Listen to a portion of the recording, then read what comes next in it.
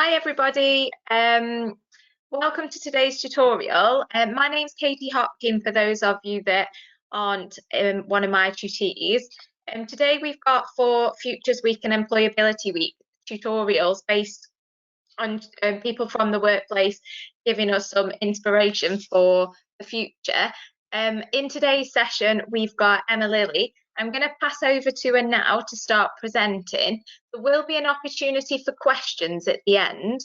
However, questions will have to be written in the chat function and then I'll share them with Emma as we go. And just before I hand over to Emma, registers will be taken this afternoon when we've got a full count of attendees to the tutorial. So please don't worry if you don't have a mark straight away for your attendance. Okay, so I'm going to pass over to Emma. Thanks so much, Katie. Hi, everyone.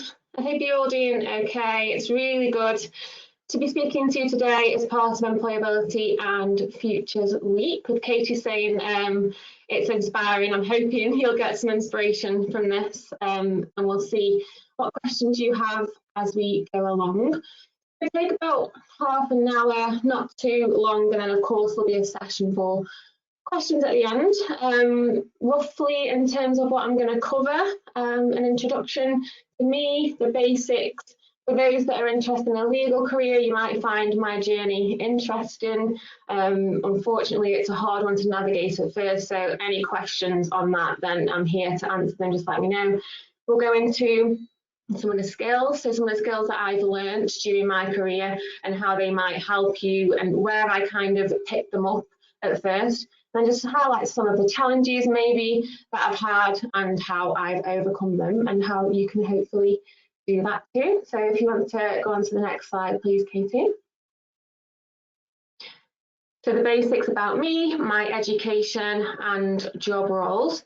So yeah, you know by now, my name is Emma Lilley. I'm from Stoke-on-Trent.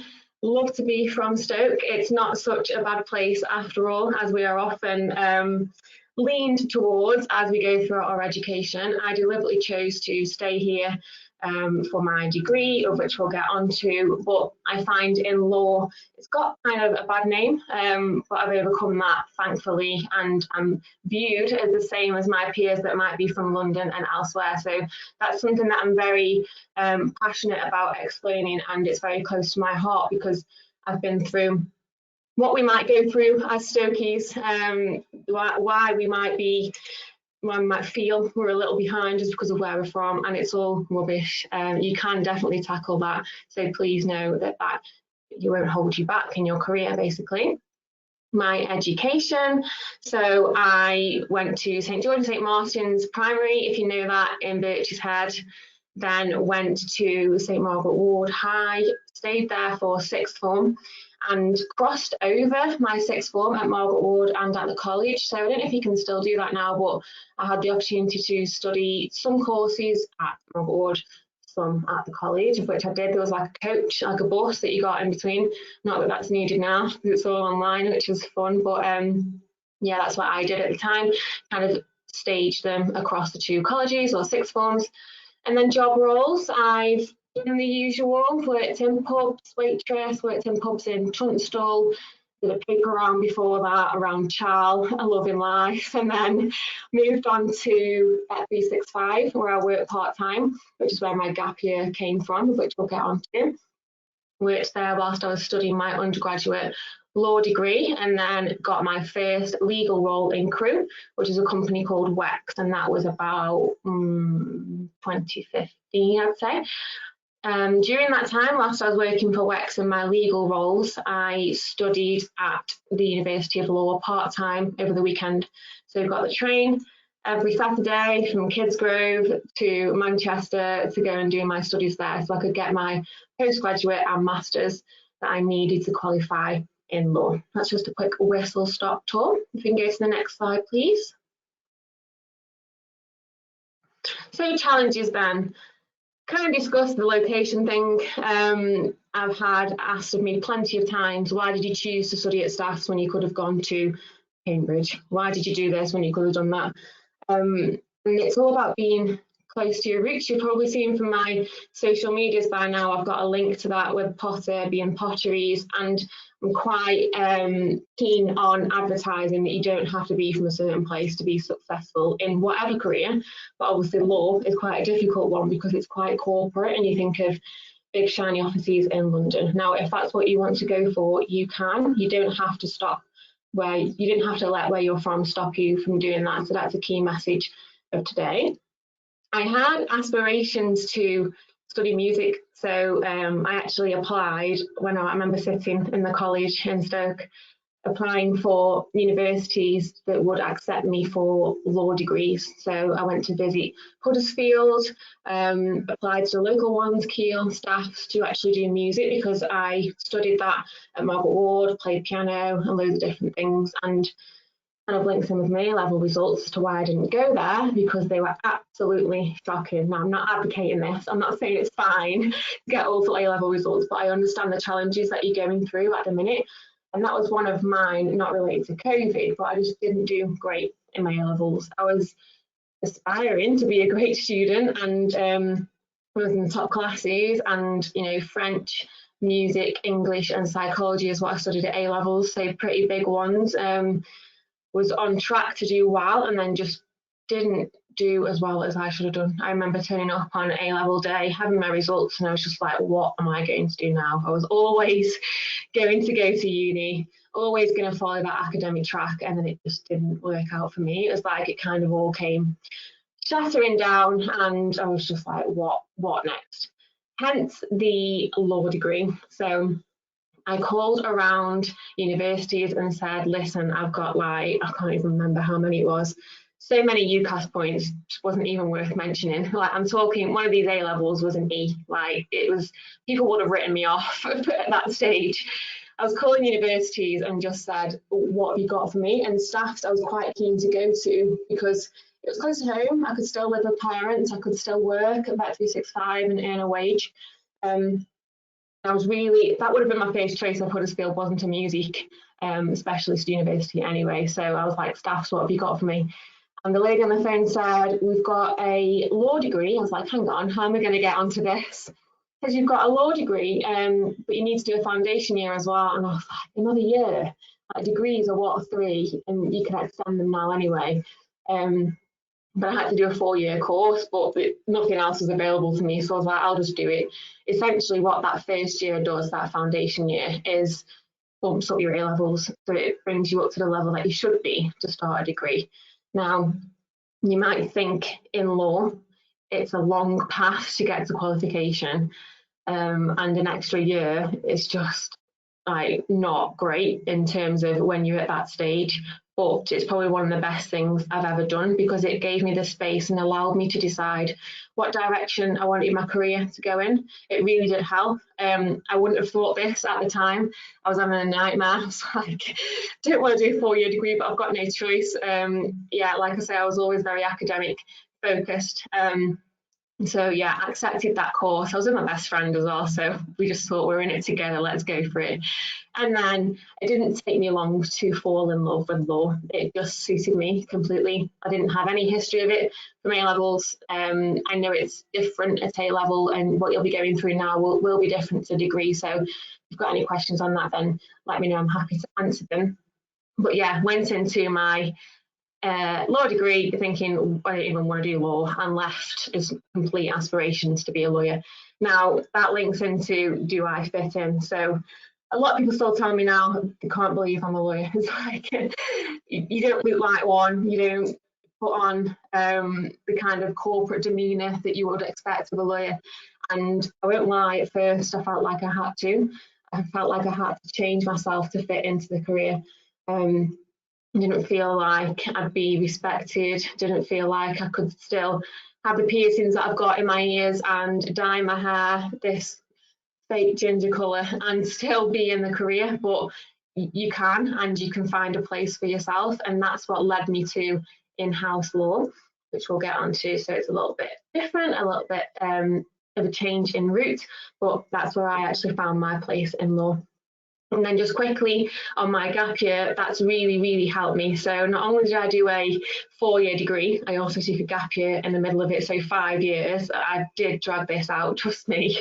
I dragged out this career path, but I am so glad again that I did that, because I'm now going to work, I'm 29, and I'm going to work for many years and years and years to come. The next chance that I'm going to have to get a year off is Lord knows when. If I have children, I don't know if that's going to happen. So it's a really big decision at the time. You think another year out, you know, it's a really long journey, but the skills that you'll get from that and the employability and the opportunities are incredible. I worked for Bet365 during mine. They were setting up an office in Australia, and I got chosen as one of the members to go. There was 2 phases. There was about 60 to 100 Stokies that went over to Darwin in Australia, and you might have people in your family that have done this. I think quite a local thing to talk about, with Bet365 being a big employer in the area. But yeah, they took me to Oz, and we had a great time, but we also did do some work in between. And that, I will tell you, is one of the most asked questions in my interviews. People do not look at the gap year in terms of employability as a negative. They don't see it as you're taking a year out to have a blasé time. And even if you were to travel, I've got people in the industry now and friends that I know working in different sectors of different professionalisms who just took a year out to travel. Now, I know it's difficult to imagine right now, but we will be able to do soon. And it's a key point of interest for employers because they want to know the skills you've gained during that time. Okay, so next slide, please, Katie. My law degree, we've touched upon.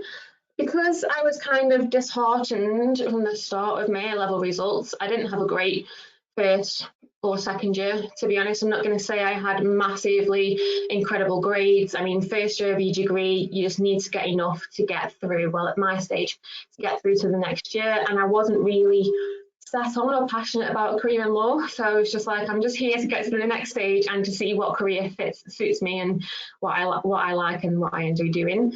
But luckily, after my gap year and after I discovered InHouse, I realised this was it for me. And I found that at that point, when I found my passion, that's when it all turned around. It's not all about, in fact, it's not entirely about the natural skills that you have in terms of being clever, being naturally intellectual. It's all about the passion, the drive and the determination that you have towards something.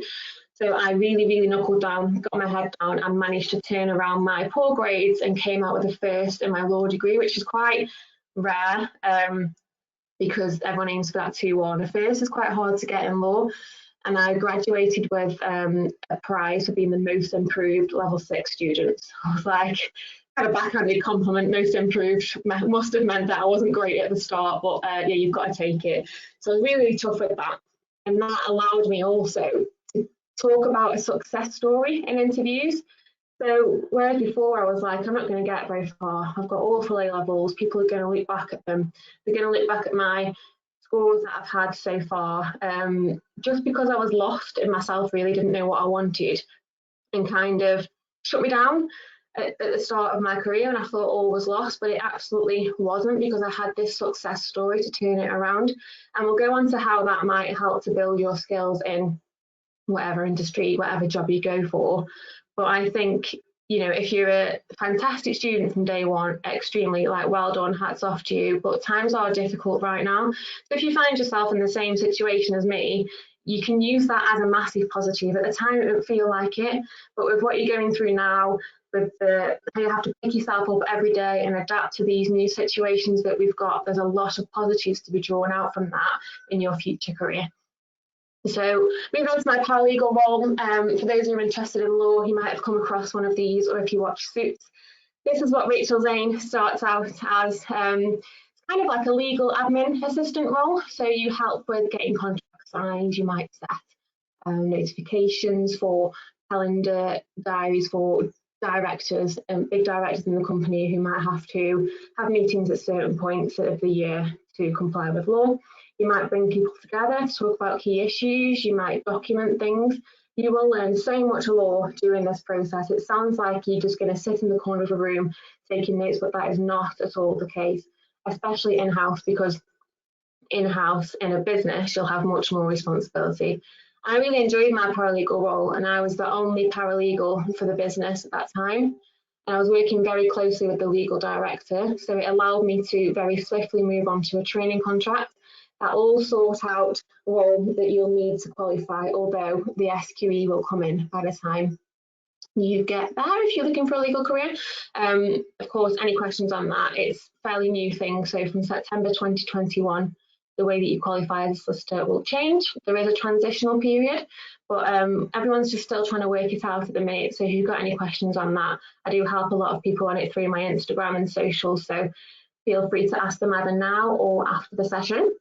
But at the time, going back, I needed a training contract and I was awarded one, thankfully, because of my experience as paralegal.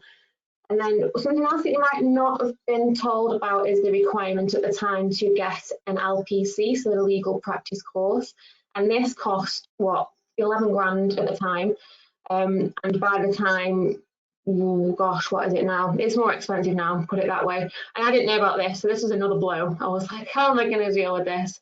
But the experience and the skills that I gathered through my gap year, proving that I was really valuable to the business, working for a little bit longer whilst doing a 5-year degree, helped me to secure funding for it. So you think I've done a 5-year degree, what's that got me? I genuinely believe the skills that I learned during that time in communicating, in speaking to people, and knowing how to set across my point of view and being absolutely adamant in that this is what I wanted, allowed me to get that 10, 11 grand knocked off my bill. So these are all the different benefits that you can think about long term for your career and employability.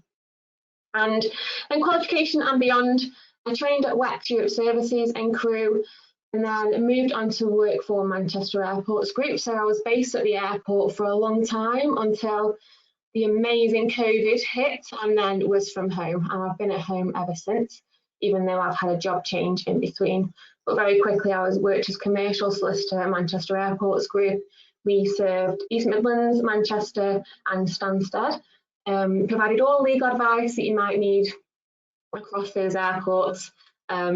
There's lots and lots to think about. If you imagine every shop that's there, every car that goes through the airport, there's always a legal element to all of those things, all of the activity on the airfield, even in airspace, there's a lot of things that you can do as a lawyer and input into.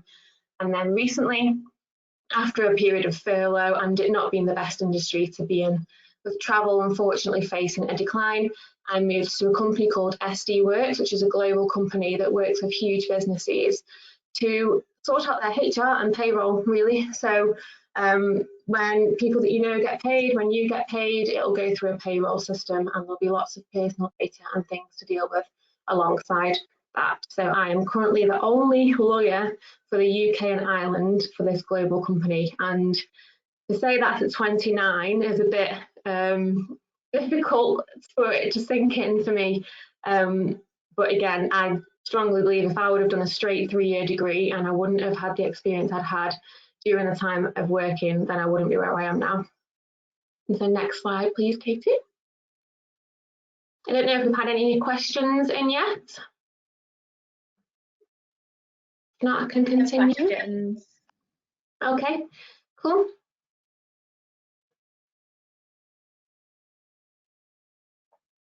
So what is in-house law then? And this wasn't taught to me at A-level. Well, I didn't do law, so I wouldn't expect it to be. It wasn't taught to me throughout my law degree. Even in my master's or postgrad, it wasn't mentioned.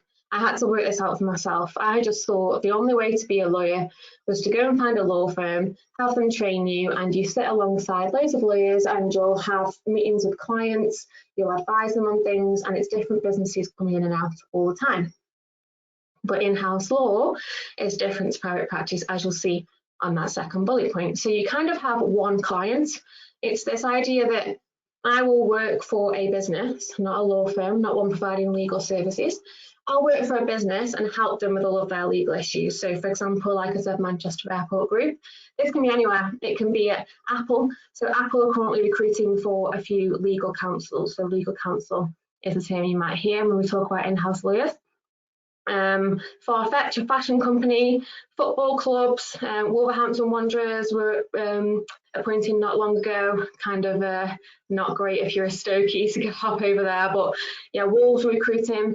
So all of these businesses that you might be really, really interested in if you're studying the business course or law, or even the healthcare sector, they'll all have legal advice that they need to be provided to them. And some of them will have in-house legal teams. So they'll have lawyers sat in there helping them with all the legal stuff. And I only discovered that this was a thing when I was working at Bet365. So I was sat there on a shift on a Saturday, I think, before I started my LPC. And somebody said to me, do you know that there's lawyers in those offices next to you? And I was like, I don't know what you're talking about, no. And they said, yeah, no, really, the company has in-house lawyers that do all the legal things for them. They'll outsource a bit of it, but they don't instruct private practice lawyers all the time to do it. They have their own lawyers that will get to know the business and read it and know everything that goes on, and then advise on the legal issues that the directors in the company might need to be aware of. So I was like, hang on, this is possible for me.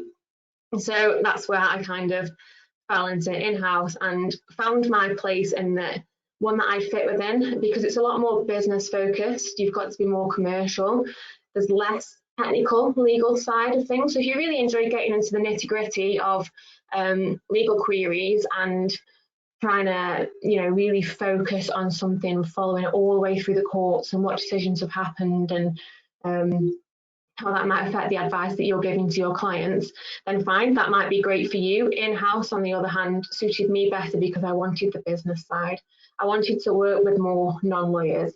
I didn't want to be called every 6 minutes that I did and invoice people and chase for the money. I didn't want to be in competition with the people that I was sat next to try and get a training contract. You can have successful careers in both routes, and of course there's the apprenticeship route, there's the equivalent means, there's so many out there now, but I just wanted to highlight in-house as one because I didn't discover that until quite late on, and if I didn't, I didn't think I'd be qualified now. Okay, next slide please. Social media, very quickly. It's kind of where the opportunity for me came to speak to you lovely lot today, really. So I run my own page, InHouse Potter. You can find my handles at the bottom. And I wanted to incorporate this into my career because I see myself as more of a creative lawyer. I wanted to really make a difference to the industry and help those coming through to realise that you don't have to shape yourself into a mould that you don't fit into. You don't have to go into a career that you feel uncomfortable with, but you shouldn't let that stop you from pursuing your dreams. If I would have thought, I've got all 4 A-levels, I'm not going to be accepted, I'm from Stoke, I'm not going to make it, all of these things that people were telling me, let's be honest, I've been knocked down plenty of times. I wouldn't have pursued it, and I want to kind of use my presence on social media to help others understand the same, and to also spread the news about InHouse Potter, the different routes into law, and how there's issues with the industry, but how we can, as the next generation, tackle them. So if you're interested in having a little look at that, then just go and find me over there. In terms of skills for employability, this has landed me so many opportunities. I've also had the hate where it's like, why are you on social media as a lawyer? You're not exactly putting a great view of the profession out there, but I would argue otherwise. I think the profession is changing and it's about to be a lot more diverse with the next cohort coming through. But I've also had so many opportunities. So I've had paid articles published on All About Law. I worked with Law Careers Net recently. I'm working with some of the big universities, people who are having legal services provided to others are coming to me and saying, can we do an ad, can we do a paid post on your socials? And I'm trying to work full time at the same time. And it's really helping my employability, even though I'm qualified, because my new role, I say to my boss, I've really helped to create a more diverse industry. I've been speaking to people that might be from the BAME regions or might be from disadvantaged backgrounds, and I've really helped to bring them through. And if I can do that through my job as well, so if I can say I want to focus on employing people who wouldn't necessarily have had a chance before, it's helping me in my job, right? I might be able to go to them and say, I'm worth much more than you're paying me, or I think I should have this opportunity because of my social media. So that's just another thing to point out. Whatever industry you're in, whether it's law or not, think about your personal branding. That's probably a talk for a different time, but it might be something that you might want to pursue. And then just quick caution, sharing online, you've probably heard this so many times, but be very careful. As we know, it's permanent. Instagram archives your stories. They don't go anywhere. Snapchat does the same thing. They can be recovered. Next one, please, Katie. I'm just going to rattle through these skills now because we are running out of time. But skills, there's no rules. You don't have to have skills in communication. You don't have to have amazing presentation skills or public speaking skills. You don't have to have them all, and you aren't going to have them all because it's really hard to keep up with everything. You just need to really focus on what your strengths are. So what you enjoy doing. If you prefer sat in a room studying on your own, the skills that you'll get from that, you can talk about determination, you can talk about persistence, you can talk about the amazing focus that you'll have if you can sit there for an hour working on your own. On the other hand, if you work with people, it's amazing that you're a great team player, you can work in a team. So don't worry if you don't have both of those and you see somebody going, oh, you've got to be able to be an amazing team player to do this. Well, think, hang on a minute, I can work in a team. I'm also very strong at working on my own, and as a result, I'm very focused and dedicated to the task at hand. So just play to your strengths and just don't worry if you don't have everything sussed out, because you will get it through experience. Next slide, please. We'll just go on to talk about a few now, which I think are quite relevant to law. But again, if you don't have these yet, or you're thinking, oh, I could improve on that, then maybe follow up on it. But I thought we'd just run through some of the key ones. So confidence. What is confidence? It's having the ability to stand by either what you believe in, what you know. It's being present, but in a very available way. It's exuding all the great energy that you'll have, and that kind of comes from knowing your craft inside out. So confidence might not necessarily be one that comes straight away. I think it's one that comes through practice. It comes through the time that you spend in a career, but then you've also got the confidence in yourself. So as a person, put your career goals aside. Are you happy with the way that you show up every day to your family, to your friends?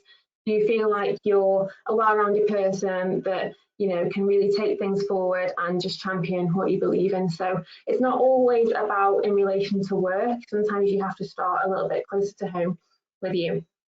How might this be useful in your career and when we need to show confidence? I mean, for me in law, I have to be confident in what I'm saying. If I made mistakes before, and people are human, and I still do it now, but if you know you are right with something, you've got to stick to your guns, because there's been plenty of times, I spoke about this on my Instagram the other day, and people just couldn't believe what happened, where people have shut me down and said, don't talk to her, she doesn't know what she's talking about, she's a young lawyer. And I've just got to stick to my guns, reiterate my advice. If I wasn't confident, I'd go running off and be like, yeah, fine, whatever you say. But then the legal work for the business wouldn't have been done in the way it should have been done. And there's a massive hole. So you really, really have to push that. The next skill, please, Katie. Determination, we've touched upon this a little bit. Determination in terms of your career, I mean, no career is one that you're just going to be able to walk straight into. Even if there's a job waiting for you somewhere, it's a business that you know or where you want to be in future. Even if you're currently working at that job part-time and you want to be there for the rest of your working life, you're still not going to walk into it, because you'll have to do things along the way to make sure that you stay at the level that you need to be. So determination is so important. You really got to stick to things. My legal career took me 5 years in undergraduate degree, 2 years in a master's and postgrad, 18 months training contract, and then I qualified. That's a long time. If I wasn't determined, I would have given up very easily, and I wouldn't be speaking to you today about my journey, which is just mind-blowing to me that I'm doing it, but inspiring others for the future and how they can do the same. If you give up and you're not determined, now you can change tracks, that's fine. I changed from music, I don't play the piano much anymore, not got time for it. But once you know where you want to be, don't be afraid by the long road that might seem ahead of you, because that time will pass anyway. That's one of the best pieces of advice that I've had, is time will pass anyway. So if you might need to be a little bit pushy on yourself in order to be determined to get there, then just do that. Next slide, please. And finally, one that's very, very important, and especially in the current times that we are in, is resilience. I didn't appreciate how resilient I was until I had to adapt to things, and you wouldn't have done the same unless you'd taken a step back and realised what you've been through this past year or year and a half, however long we've kind of been aware of the situation for. You wouldn't have had to think about the changes that you've had to make, the sacrifices, the way that you've had to adapt to learning. You've had to bounce back all of the time. So resilience is all about bouncing back. It's about coming back stronger. When you go back to college or uni or whatever, you'll be able to tell this story. People are talking about people now that are going through A levels in terms of, oh, they're the kind of the generation that might be forgotten about, and I completely appreciate what you're going through. In terms of moving forward and taking that into career, I would be using this to my advantage so much. I'd be saying, look how resilient I've been. I stuck to my A levels. I stuck to whatever course you're doing. I didn't give up. I bounced back stronger. I had bad days, but I came back. And then now look at me, I'm at uni, and people would have written me off because I was at college in the COVID times. So resilience is massive. And if I, like I say, if I was at your point and I was going to interviews, no matter what industry I was in or putting on my applications, I would just be like, resilience. I'm the most resilient student because I've been through something that no one else that's working in your law firm would have done, or working in your huge business would have done, because I've studied through COVID.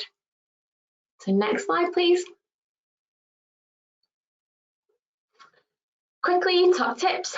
Build a network early, get on LinkedIn, update your LinkedIn. You probably had this hammered into you, and if you haven't, it needs to be updated. All of my legal jobs I've got through there. It's incredible how much opportunity arises through LinkedIn. Ask as many questions as you can. No question is stupid. You need to be comfortable with this from an early stage, no matter what industry you're in. I'm asking questions now about the simplest things in my job, and people are really, really willing to help. So I'd get used to doing that as soon as possible. Be creative. Don't feel like you've got to fit into that box. I'm a lawyer for a huge company who checks Instagram at the weekends. I'm writing blogs. I'm on TikTok. Like, people can't wrap their head around it at first, but it's, you've got to stay ahead of the game in this industry, and I really think there'll be more lawyers following. And if you've got an idea that is creative in an industry that might not feel like it fits, just go for it, shoot for the stars, and you never know what opportunities might arise. And also keep up with your hobbies. Just to go back to piano, I wish I still played piano. I wish I had something that was kind of a let up during the time when I was studying. It's hard. When do we make time for it? But if you've got any hobbies and you're still able to do them, or after COVID, you can still, get those things back on track, then definitely use them, try and advance in them, and put them on your CV. Don't be afraid to talk about things that you enjoy doing, because it shows that you're a more well-rounded person. And next slide, please, Katie. Takeaways: be yourself, be confident, be you, be bold. If you feel like you can't be yourself in an industry, but you want to be in that industry, create your own space, just like I did. You can succeed and you can feel comfortable. You're in a job for a long time, so you don't want to change who you are to get there. You'll need to work on these skills we're talking about and the way that you present yourself, but trust me, you can find a role where you feel relaxed in, and like you can talk about the things that you're really passionate about. What's the rush? Pretty obvious. I dragged mine out, and I'm so glad that I did. Yeah, I wouldn't be the person or doing what I'm doing today if I didn't. Enjoy the journey. If I would have hated, I'm not going to say I was passionately in love with all of the journey, but if I would have hated it, that's a long time to be bogged down. If you need to take a year out to build on these skills, or to get your head straight on in what career you want, direction you want to go in, and take it. Don't worry about the any negative impact that you might have as a result of it, because you can turn it around and you can use it to your advantage. And don't stress. Big one. It's such a difficult time right now. It's so hard to navigate some of the things that we're going through. But if you're stressed, it's only going to affect you and your performance. You need to sometimes take a step back and look at the bigger picture and realise this is just a small part in my life. I can get through it. I'm good enough. I can do it. I'm going to do it with calm focus. And then when you get to the next one, you'll become even more resilient. So there's that skill. You'll learn from what you've been through before to bounce back and come back even stronger. If you're stressed during that time, you'll forget so much. You won't perform as well. You won't be your optimum self. So many different negative effects to stress. So very easy to put those 2 words on screen and say don't do it, but trust me, it's not worth it in the long run. Next slide, please, Katie. So if you do have any questions, if you submitted them, Katie will go through them with me now. You know where to find me on socials if you've got any follow-ups, either specifically to law or employability. Just let me know. I've kind of done a whistle-stop tour through some things there, trying to cover for the wider audience that we have. But yeah, let me know if there's any either now or later on. And thank you for having me. Okay, Emma, one question. With the different kind of strands there are to law, are some of the strands more competitive than others to get training contracts? For example, criminal law or pension law, things like that.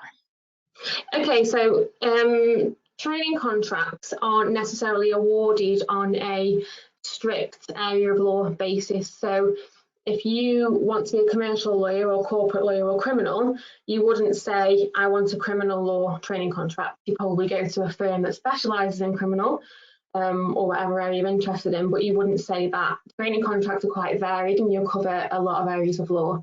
That being said, there are the bigger firms, so the corporate commercial firms, which are quite oversubscribed in terms of applications.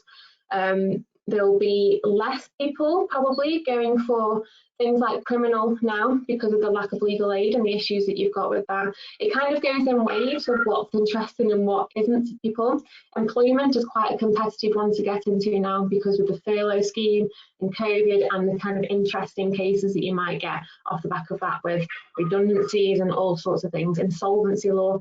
So there is a difference in terms of the competitive nature, but it's more on a firm by firm basis rather than area by area. In-house, by the way, is a completely different ballgame in terms of training contracts, and you'll be up against less people in the application process because not many people know that they exist. So I hope that answers your question. And then one more before we let you go. I'm just going to reword this question for you a little bit. You said you went to Australia in your gap year, which was a really good experience. Does having a law degree where you look at British law, do you think that could affect your employment worldwide in the future within the law profession? Very interesting question. I think what a lot of lawyers did before Brexit, because they wanted to practice in Europe, was to have their practicing certificate registered in Ireland, so you could give advice across Europe and across borders. But that being said, you don't have to be qualified as a qualified lawyer in different areas of the world in order to have that legal knowledge and help businesses with it. I wouldn't be able to say in Australia, I'm an Australian lawyer, because I'm not, I'm a UK lawyer, but I could still help Australian businesses with legal advice. So it depends on the regulations there. In short, no, I don't think it would affect me. I work for a global business now. I'm looking after Ireland. I'm not qualified in Ireland. We look at international deals. When I worked for Wexford Europe Services, I was working on German law, French law, all these different sorts of things, and I've been able to travel as a result of it. So if you want to be cross-qualified, gosh, yeah, by all means go for it and look for those global firms or those global businesses that you can get that experience in. But in terms of not allowing you to practice in certain areas, there'll be limitations in terms of what you can hold yourself out to be, definitely, but it won't limit you in terms of using your skills in different regions. Thank you so much for your time, Emma. I think your talk, not only for law, but has given lots of transferable career path ideas. It's been really great listening to you, and thank you so much for giving up your time. Oh, no problem at all. I hope you all have a great day. Enjoy the rest of Employability Week, and thanks for having me, Katie. Thank you. Bye-bye. Bye. Bye.